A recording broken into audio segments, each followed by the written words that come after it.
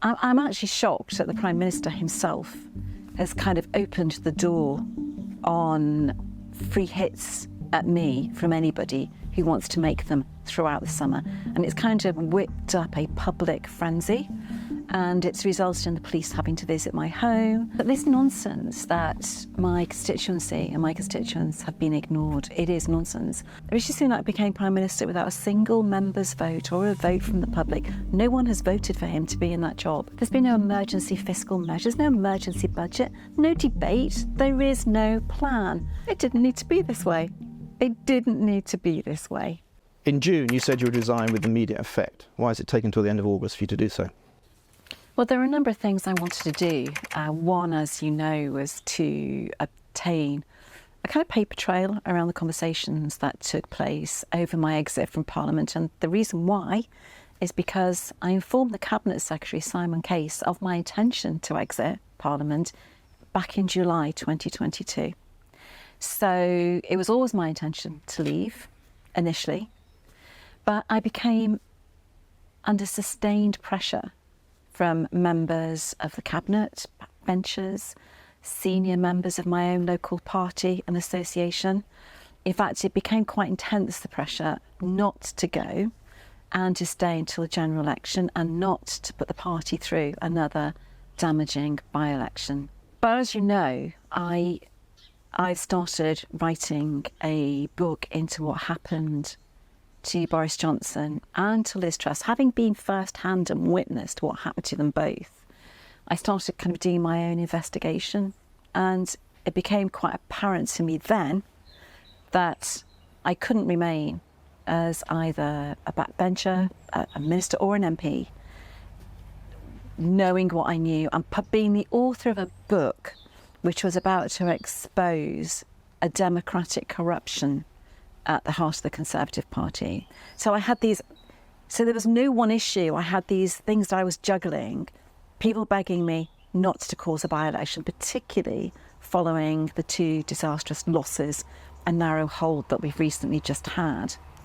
The paper trail that I was asking for surrounding conversations, because I began the conversations about my exit back in July 2022, and then the knowledge I was acquiring writing this book, making it very obvious that I couldn't stay. So I had all of these things that I was kind of juggling at once. But it's all kind of come to a head this week because I'm actually shocked that the Prime Minister himself has kind of opened the door on free hits at me from anybody who wants to make them throughout the summer. And it's kind of whipped up a public frenzy, and it's resulted in the police having to visit my home and contact me, as I say, a number of times. And I'm not one of those MPs who you will ever see going on camera complaining about death threats or, online abuse or threats. As far as I'm concerned, that's part and parcel of the job. And if you don't like it, get out of the kitchen, because if you want to be an MP, that's what you're going to suffer and experience. You shouldn't, but you are. However, the latest threats this week have made me realise that, that's why I have to announce that I'm going today. So I've had the responses to the FOIs on the subject access requests, which were predictably opaque, apart from one which was classified officially sensitive. And as I'm a Privy Councillor, obviously I can't share that document. Do you expect to become a member of the House of Lords? Oh, no, that's gone. And you know that for a fact? That's definitely gone, yeah. Oh, absolutely.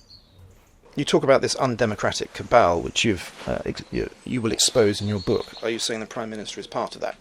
So I'm not going to discuss the contents of the book at the moment. This is about my resignation and the reason why I've stayed.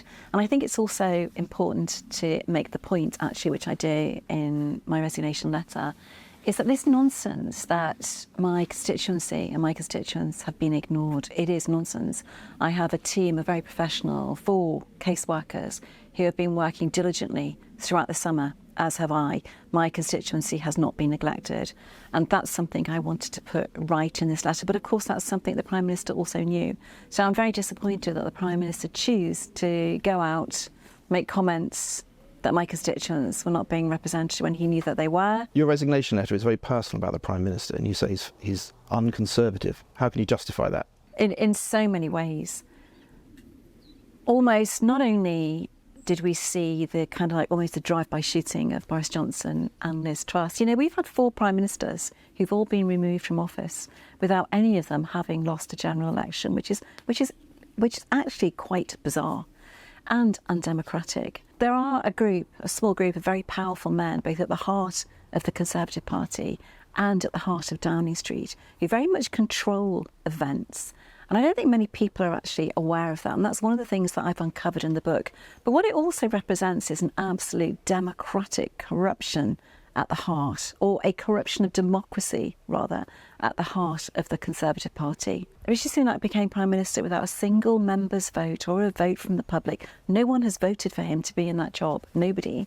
And he immediately abandoned the manifesto that the British people in 2019 went out and voted for. They went out and they voted for Boris Johnson and they voted for a manifesto. Both have gone. 3 short years, both have gone. Levelling up has been abandoned. The Mental Health Act run out of time. The opportunities of Brexit just not delivered. You saw the bonfire review legislation just didn't happen. BBC licence reform just put on a back burner. So much. The online safety bill watered down. There is so much. I think I list quite a bit of it in my letter. So much of it has just simply been abandoned. And what has been abandoned what are the essence of Conservative principles, and those principles are opportunity and a hand down to people who don't have the ability to change their lives for the better without help. And the levelling up agenda, social care reform, abandoned, gone.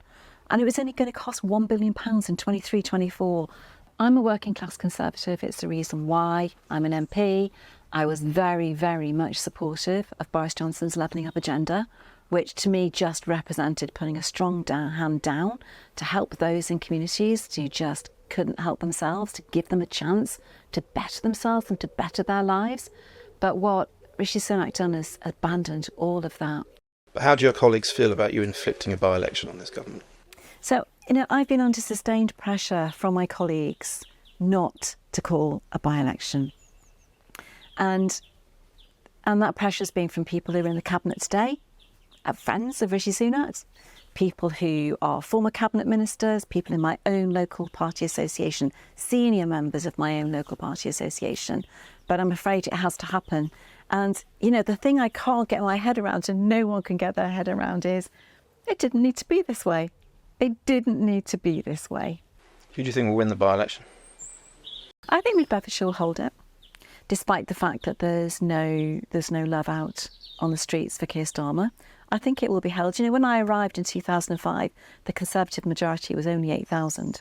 After 5 elections, I'm leaving an almost 25,000 majority. It's a baton I'm proud to hand over to the candidate who's been selected to take my place, Festus. He's a guy who, I would urge people to go out and vote for him, to vote for Festus, because he has a huge heart. He's a man of got a track record as Police and Crime Commissioner.